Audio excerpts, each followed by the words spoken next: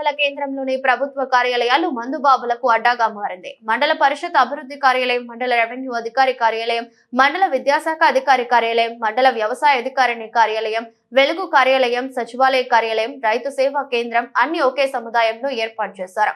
నిత్యం వందల సంఖ్యలో ప్రజలు తన అవసరాల నిమిత్తం కార్యాలయాలకు వస్తూ పోతుంటారు.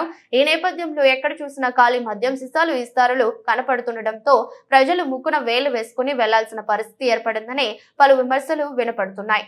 అసలే మందుబాబులకు అడ్డాగా మారి భద్రత కరువైన నేపథ్యంలో రైతు సేవా కేంద్రం తలుపులు తీసి సిబ్బంది లేకపోవడంతో అధికారుల పర్యవేక్షణ లోపం స్పష్టంగా కనపడుతోందని స్థానికులు విమర్శించారు.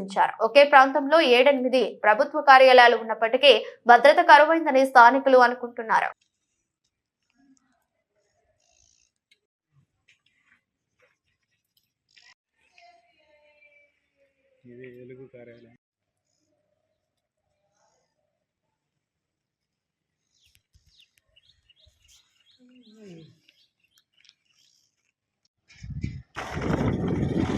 సరిపోద్దా?